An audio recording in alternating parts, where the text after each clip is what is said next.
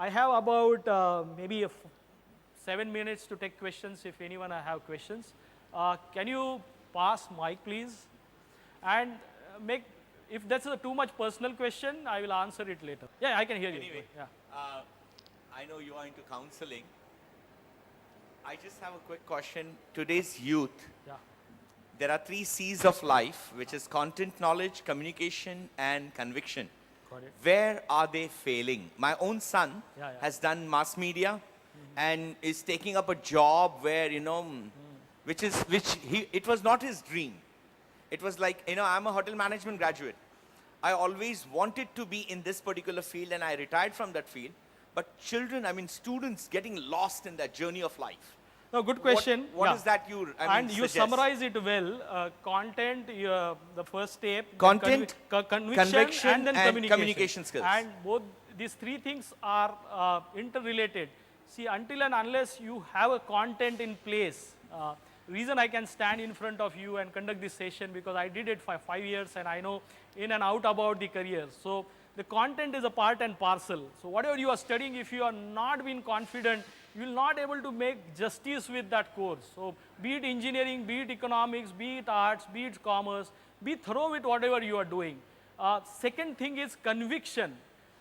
Just because you don't have that content in place, you're not able to convince it to other or have that conviction.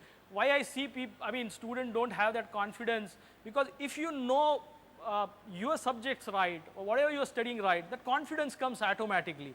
And last thing is communication. Communication is more of, it's just a way of expressing yourself, but these days it becomes very important because however knowledgeable you are, if you're not able to express yourself well, the other person will not get it. So earlier we used to study in vernacular. I studied till 12th in vernacular, and I had tough time getting into English and then matching with that. But these days everything is in English, and but problem is what happens is we never think that, okay, how I can build that communication skill, both oral as well as written communication skill. So it required some extent of efforts, reading newspapers, talking to people in English, practicing that. So what I say that these 3 things are definitely interrelated, but if I have to pinpoint one thing which is failing them, it's a combination of 3 again, but still I will feel that that core knowledge is not able to give them a confidence. So and coming to content knowledge, again I will come to that, because the other side I do recruit, I help companies to recruit as well, and when I sit across this table, the kind of knowledge these students have very superficial. When I ask a MBA in marketing about even basics like tell me about the 4 P's of marketing or forget about book knowledge, can you help me to sell this pen to me? They couldn't do that. Reason being, they are not very confident whatever they studied. So that's one key area. Any other questions? Automobile engineering में कैसा है career बच्चों का? Automobile engineering definitely interesting है, because if you look around, there are at least 10 automobile companies who are coming up with their product every quarter. So and they are setting up shops in India, not that we are importing cars from outside. So these professionals are definitely in demand. But as I said, for your graduation, go for a generic engineering, maybe a mechanical engineering, and after that for post-graduation, go for automobile engineering. Because during the graduation, you might discover that now, no, instead of automobile, I like robotics more, or I like it's combination of automobile and electronics more, or I like automobile or instrumentation more. So again coming back to the point, when you are going for graduation, keep it generic in your interest area. When you are going for a specialized, go for a specialized program. So giving an example, if company has to hire automobile professional, they will look at least a PG level.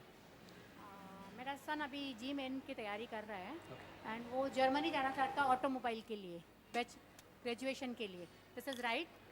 Germany is a very good destination for again engineering. Reason being, it's a hub for manufacturing as well as automotive. Most of these research companies has a setup in Germany, and why I say because education is subsidized there. So he can, if he has a good score, he can get scholarships.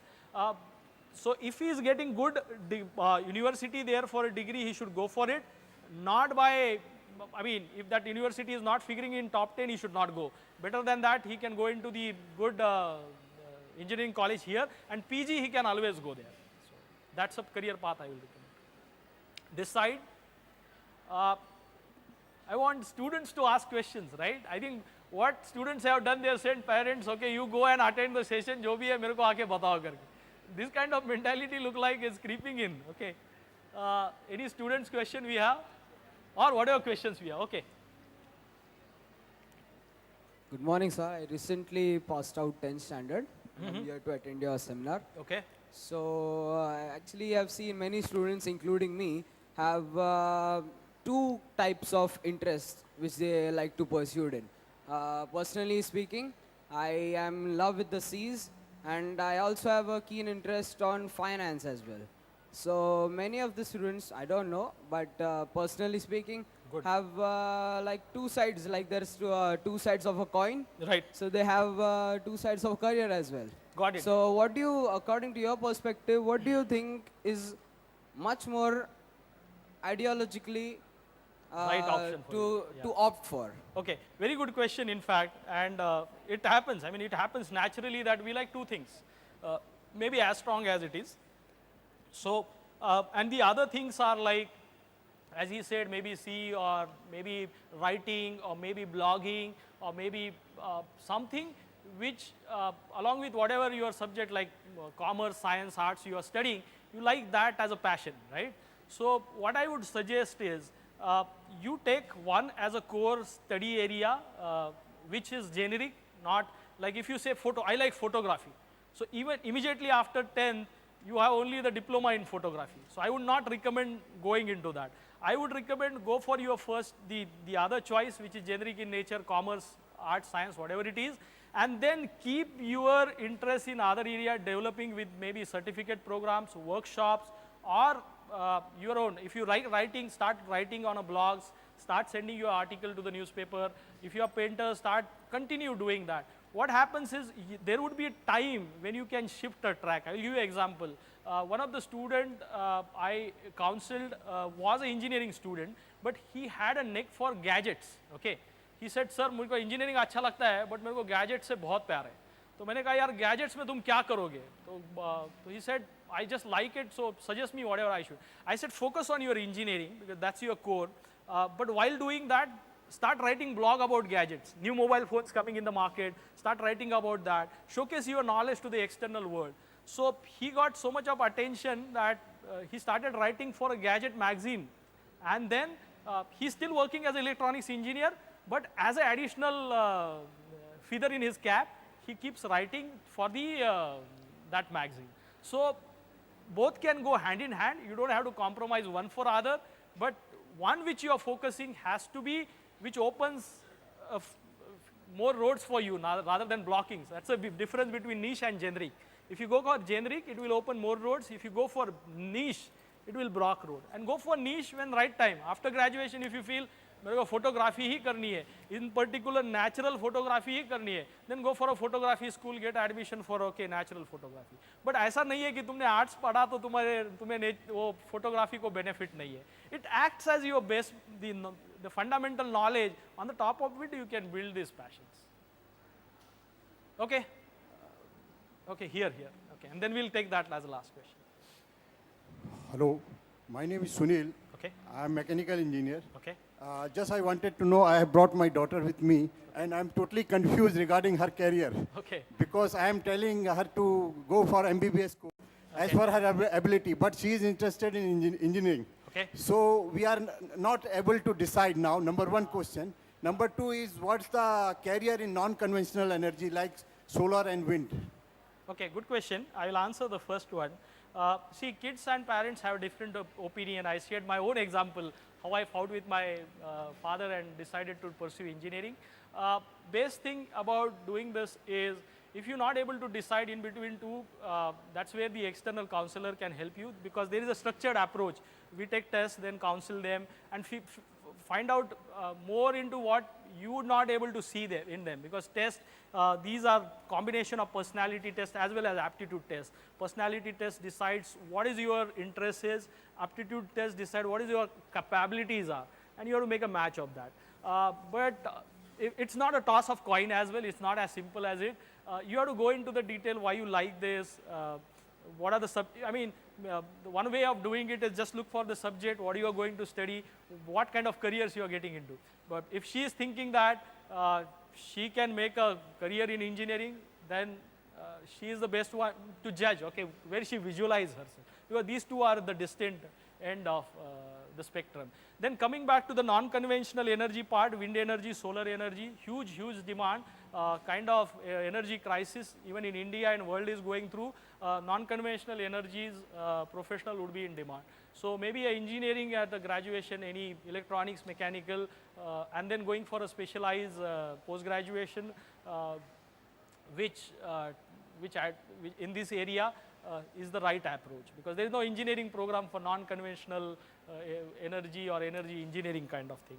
So that is the path I would recommend. Okay, she has a question, yeah? Yeah. Okay. Hello, my name is Vedangi. I just wanted to confirm that actually I'm very much confused. First, I decided that I want to do event management, and then I researched again about arts, what good fields are there. So I'm also interested in tourism management. So can you tell me? Okay, Which so again, as in his case, you have multiple, maybe in his case it was 2, in your case it is 3. Definitely you can't do more than 2, or you conclude one and then moving out to second is also okay. So event management is something which interests you, that doesn't require you to immediately take a graduate program in event management. You take a bachelor in arts. While doing that, if you feel like, okay, and event management you can always intern with, volunteer with. Most of these interns work as interns and then they decide based on their experience. So doing something is the right way of taking the experience. So I would suggest that go for a graduate level, maybe a Bachelor of Arts is the right based on your inclination. And then while doing a graduate, try experimenting with these things and say that, okay, do I like this? And then for PG or diploma, you can go in particular area. But that time you need to be very focused. 3 साल तक experiment चल सकता है. Graduation में तुमने कहा यार चलो मेरे को 2-3 चीज़ों से मैं experiment किया, it's okay. But post graduation that experiment should end. So, yeah, go ahead please. Actually, nowadays there are so many number of boards that are coming up. There are IB So many boards. There are IB courses, Okay, A levels. Okay. Then I would go for HSC, ISC, and I think CBSE. So now we are confused, like here, where the child we would put, like, you know, which board to choose from. Okay. My son has just passed out the 10th standard. Okay. So it's an IG board. IG is international one, right? Yes. Okay. See, this decision would be appropriate at maybe at 1st, 5th standard, and even in 10th you can decide on this. But more appropriate at 1st and 5th standard, because these 3 curriculums, CBSE, I'll talk about CBSE and ICSE first. The ICSE is more holistic in nature, but vast, it's very vast. So you will study the core subject, you will have ancillaries, and those subjects are vast in scope.